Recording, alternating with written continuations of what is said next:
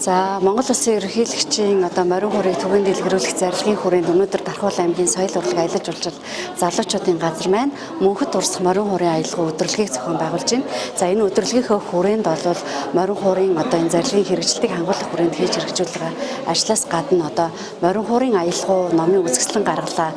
За үүн дээр бас хамгийн гол онцлог ажил бол Дархуул аймагт үйл ажиллагаа явуулж байгаа морин хуурын дугуйлангуудаасаа 3 дугуйланг сонгоод за өөрөөр хэлэх юм бол ерөнхий боловсролын сургуулиудаас 16 дугаар сургууль, за гэр бүл хүүхд хөгжлийн орны дэргэдэх морин хуурын дугуйлан, за залуучууд театрынхаа дэргэдэх морин хуурын дугуйлан гэдэг энэ 3 дугуйланг сонгон нийтдээ 14 морин хуурыг за нэг багшид нэг 4, за 4-5 морин хуур буюу мэргэжлийн тоглолтын мастер морин хуур хүлээлгэн өгөх үйл ажиллагааг зохион байгууллаа. Тэгэхээр манай соёл урлаг аялал жуулчлал залуучуудын газарт маань энэ чөлөөт уран бүтээлчид ерөнхий боловсролын сургуулийн дуу хөгжмийн багш нар гээд маш залуучуудаас гээд хөгжмийн зэмсгийн дэмжлэг маш их хүсдэг. За 23 онд ихэд залуучуудынхаа хуурцаг хамтлаг манай Дархуул аймгийн үүнд улсын төсвийн хөрөнгө оруулалтанд тусгаж 45 сая төгрөгийн цахилгаан хөгжмийг хангасан ашиглалтын гэрээтэй ажиллаж байна.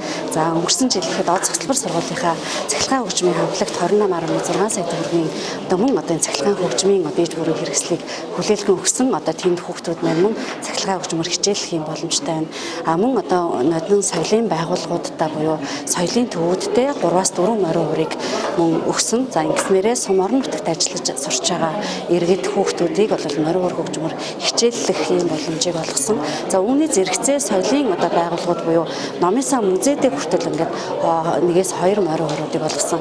Энэ морин хууруудыг сувнэр төдийхнэр үлгэх биш. За энэ морин хуурыг тухайн байгууллагт ажиллаж байгаа албан агчдаас сурах, суралцах. За энэ үед нь тэр хөгжмийн зэмсгийн боломжийг олгох, соёлын олон талт үйл ажиллагааг чанартай зохион байгуулах гэдэг энэ агуулгаар өгсөн. Тэгэхээр хамгийн гол нь энэ бүхний маань үр дүн соёлын үйл ажиллагаанууд чанартай зохион байгуулагдах. За хамгийн наадлын жишээ ихэд наадамд Дархуутын маань 65 жилийн ой тохион. Тэгэхээр ингээл 65 морин хуурч суулгах тохиолдол гарна. Энэ үед хуурчд маань бэлэн байх тийм ээ. Хуур хөгжмийн зэмсэг нь бэлэн байх гэх мэтчлэн энэ соёлын олон талт үйл ажиллагаа чанартай зохион байгуулах үйл ажиллагаа харж байна.